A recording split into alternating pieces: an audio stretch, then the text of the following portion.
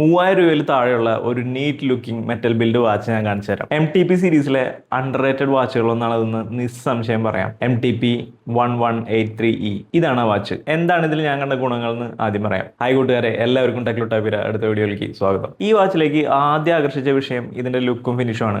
സൈഡിൽ brushed metal finish ആണ്, ബെസല് polished metal finish ആണ്, pure white ഡയലാണ്.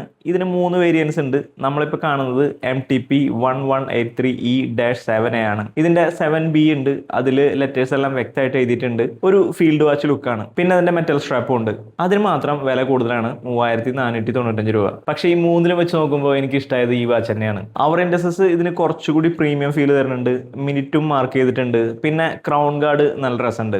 Back plate normal ആണ്. നല്ലൊരു 20mm ജെനുവിൻ ലെതർ സ്ട്രാപ്പാണ് അതിൽ ഉപയോഗിച്ചിരിക്കുന്നത്. സ്ട്രാപ്പ് ഒക്കെ ചേഞ്ച് ചെയ്തിട്ട് കഴിഞ്ഞാൽ അടിപൊളിയായിരിക്കും. അട്രാക്ട് ചെയ്ത രണ്ടാമത്തെ വിഷയം ഇതിന്റെ സൈസ് ആണ്. 38.5mm ആണ് സൈസ്. ചെറിയ റിസ്റ്റുള്ളവർക്കും ഈസി ആയിട്ട് ഉപയോഗിക്കാം. മെറ്റൽ ബിൽഡ് ആണ്, മിനറൽ ഗ്ലാസ് ആണ്, ലെതർ സ്ട്രാപ്പ് ആണ്. ഈ സ്ട്രാപ്പ് മാറ്റിയിട്ട് വേറെ നാറ്റോ സ്ട്രാപ്പ് ഒക്കെ ഇട്ട് കഴിഞ്ഞാൽ പൊളി ലുക്ക് ആയിരിക്കും. ഇതിന്റെ ഫീച്ചേഴ്സ് എന്ന് പറയാനായിട്ട് കാര്യമായിട്ടൊന്നുമില്ല. ഇതിലാകെ സമയം മാത്രമേ കാണിക്കുള്ളൂ, പിന്നെ ഡേറ്റും കാണിക്കും. മൊഡ്യൂൾ നമ്പർ ഞാനിവിടെ സ്ക്രീനിൽ കൊടുക്കാം. +or-20 സെക്കൻഡ്സ് പെർ മന്ത് ആണ് ഇതിന്റെ ആക്യുറസി. ഈ ഒരു വിലയിലുള്ള ഒരു വാച്ച് വെച്ച് നോക്കുമ്പോൾ അത് അത്യാവശ്യം നല്ലൊരു ആക്യുറസിയാണ്. കോഡ്സ് വാച്ച് ആണ്, എടുത്ത് പറയേണ്ട കാര്യമില്ലല്ലോ. 2 വർഷത്തോളാണ് ബാറ്ററി ലൈഫ്. 30 മീറ്റർ ആണ് ഇതിന്റെ വാട്ടർ റെസിസ്റ്റൻസ്. അതായത് അത്യാവശ്യം ഇത് കെട്ടി മഴയത്തൊക്കെ പോയി കഴിഞ്ഞാൽ വലിയ കുഴപ്പമൊന്നുമില്ല. പക്ഷെ ഇത് കെട്ടിയിട്ട് കുളിക്കാനും നീന്താനൊന്നും പോകരുത്, അതൊന്നും റെക്കമെൻഡഡ് അല്ല.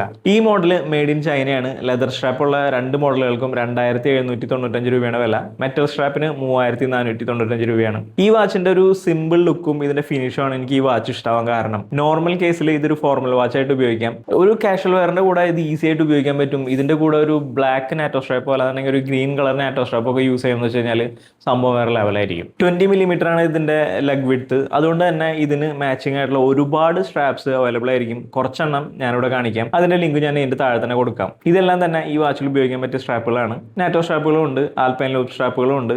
അപ്പോൾ ഇതിൽ ഏതാണ് ഇഷ്ടം എന്ന് വെച്ച് കഴിഞ്ഞാൽ നിങ്ങൾക്ക് ഇത് പെയർ ചെയ്ത് ഉപയോഗിച്ച് കഴിഞ്ഞാൽ നല്ലൊരു സംഭവമായിരിക്കും. അപ്പോൾ ഇതാണ് ഇന്നത്തെ വീഡിയോ. അപ്പോൾ വീഡിയോ നിങ്ങൾക്ക് ഇഷ്ടമായി കഴിഞ്ഞാൽ നമ്മുടെ ചാനൽ ഒന്ന് സബ്സ്ക്രൈബ് ചെയ്യാനും അതുപോലെ തന്നെ വീഡിയോ ലൈക്ക് ചെയ്യാനും ഷെയർ ചെയ്യാനും മറക്കരുത് കേട്ടോ. ഓക്കെ, അപ്പോൾ അടുത്ത വീഡിയോയിൽ വീണ്ടും കാണുന്നതായിരിക്കും. ബൈ.